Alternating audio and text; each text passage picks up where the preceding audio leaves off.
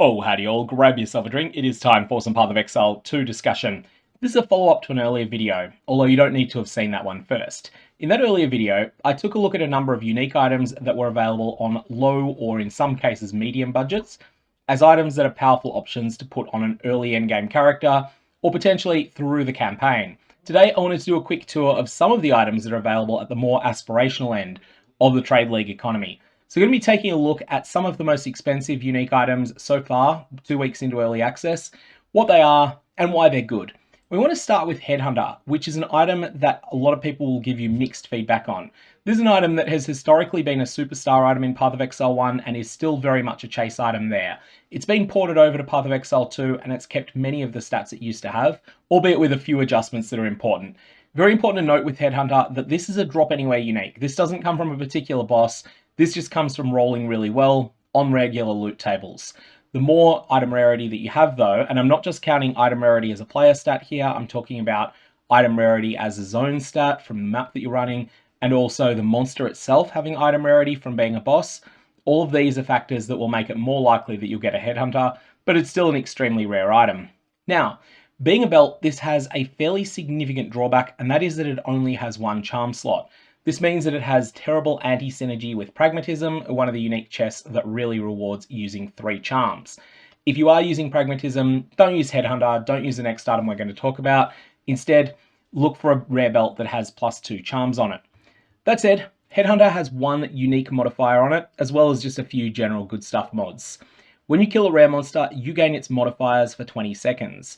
So all those special things that rare monsters can have, whether it be a temporal bubble, whether it be mana siphoning ring, or more often, whether it be a damage or extreme tank mod, you can steal these for yourself.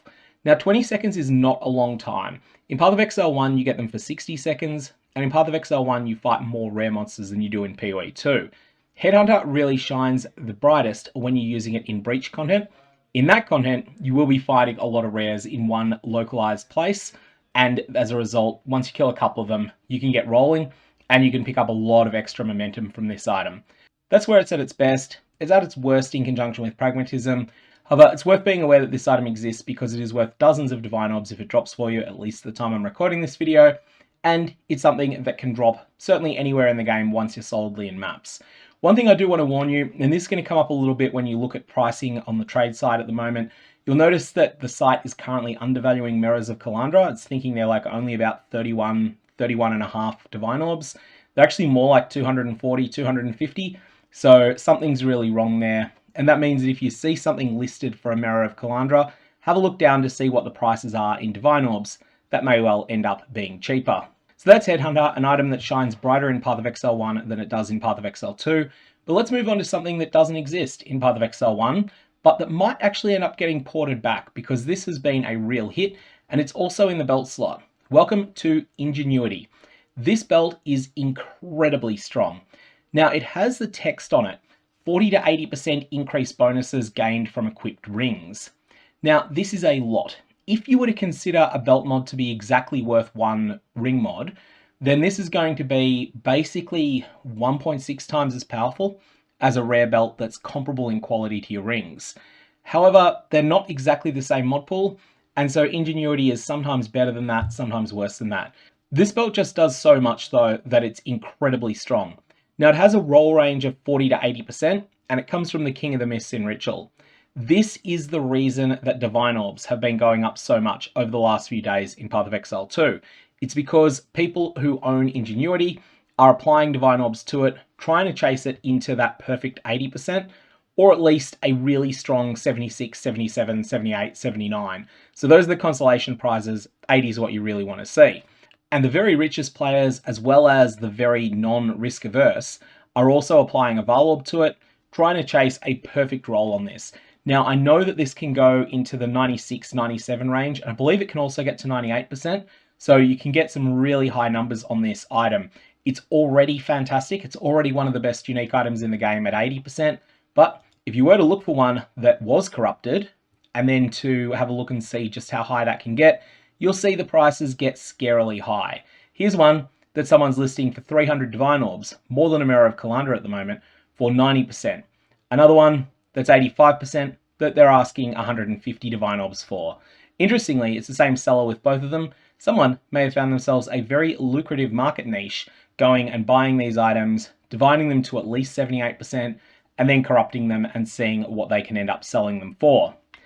That's Ingenuity. Incredibly powerful, very, very simple item, but one that is having a huge impact on the Trade League economy because there's just this void that Divine Orbs keep falling into, and they keep being usefully spent. It's not just that they're being spent on this item, is they're being spent really usefully on it.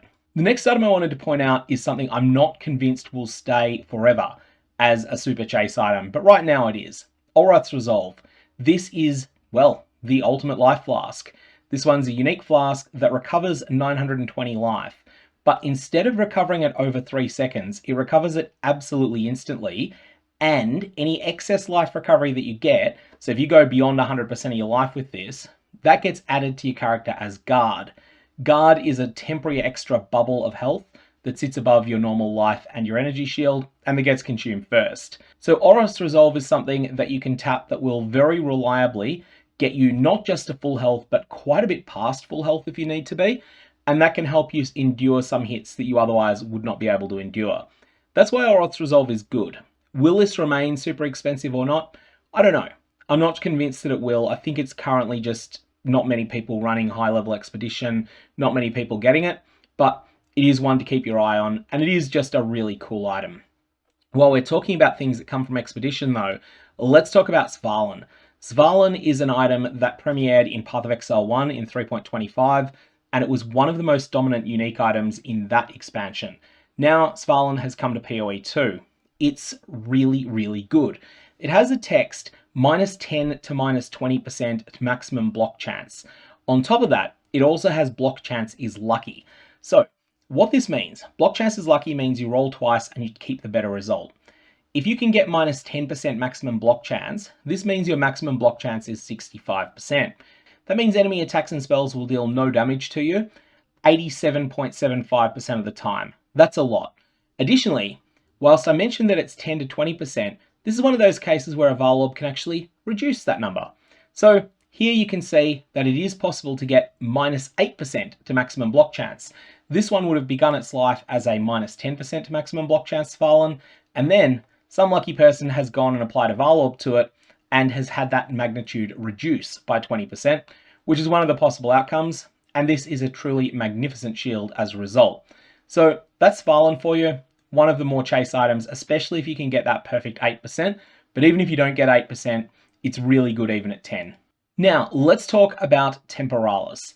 This item is something that's ridiculously hard to obtain. You need to do the Sanctum on the ultimate hard mode. You need to do the entirety of the Sanctum, and when I say the Sanctum, that's Path of Exile 1 player term for the Trials of the Sekhemas, because they have very similar mechanics. You need to do this without taking a single hit, but you also need to do it after applying a unique relic to the Sanctum run, and that unique relic is extremely rare to get drop as well. A lot goes into getting a copy of Temporalis. This item though is really strong if you can get it. It has the line of text, skills have -2 to 4 seconds to cooldown, and this actually has 2 decimal points on it, so it's -2.00 through to -4.00. You can just imagine how crazy this would get if you were to get lucky with a Varlorb on it and wind up with -4.8 to cooldown instead. The most obnoxiously powerful thing you can do with this is arguably using it in conjunction with Blink and then dodge rolling around the map, and dodge roll gets upgraded to Blink. Blink has a cooldown, so it gets affected by Temporalis, and you can just dash around the map at ridiculous speed with that setup. Of course, you then need to find a way to damage enemies. I'll leave that part up to you. There'll be plenty of builds that find ways to put this ridiculously good item to good use, but this item is forever going to be expensive. Now, I mentioned that that's something that you get out of the Sanctum and in conjunction with a hard mode version of the Sanctum. Well, the Desperate Alliance allows you to get Against the Darkness from Zarok the Eternal. What's Against the Darkness, you're wondering? It is this item. This is a jewel that you socket into your character's passive tree, and it has 2 random modifiers on it. There are 16 different modifiers that you can get, and they vary from individually very strong to individually kind of mediocre. But if you get 2 of them together that synergize really well, then you can get a truly incredible jewel out of this. Against the Darkness is Path of Exile 2's probably best equivalent to the Watcher's Eye from Path of Exile 1. They do quite different things, but this is something that does a lot of powerful things for your character. As a result, it's something I recommend having a bit of a look at. There is a full list of all of the mods Against the Darkness can roll on the Path of Exile wiki, and I'll put a link to that down in the description below. And finally, we have something that will be very familiar to Path of Exile 1 players. You might know this item as Thread of Hope. In Path of Exile 2, it's called Controlled Metamorphosis. This comes only from Breach and only from the highest difficulty level Breach boss. What it does is it's a jewel that you can socket into your passive tree. Now it only applies to passives that are in a certain ring, and it allows you to allocate those passives as though they were connected to the rest of your passive tree. This can be a really good way to cherry pick certain nodes from the passive tree without having to pick up everything in between, and therefore to save a bunch of points. However, it does come with a very real drawback. There is a chaos resistance penalty on this that is between 3 and 23%. The exact rolls will vary from item to item, and they can be modified with the Divine Orb. And there is also a nerf to elemental resistances, -5 through -20. Obviously, this item is much better if you can get those resistance nerfs to be small, and if you can get a particular ring size that is perfect for your character. Will you find the exact controlled metamorphosis you want? Probably not. Will someone find it across the whole trade league? Absolutely. So that's something that you can look out for. You can look out for one that's got the perfect ring size for you and that has manageable nerfs to resistances on it, or alternately, you can make do with something worse if it still ends up being an upgrade for your character. Anyway, that's a bit of a tour through some of the unique items that have stood out as early high performers and early hype factories, really. A lot of these items, they're not necessarily the strongest items in the game. In the case of Headhunter, this is quite niche, but they're all things that are being traded for a lot. They're all things that there's a fair bit of interest in, and they're all things you should be very excited should you happen to loot them. May your Varlorbs have interesting results.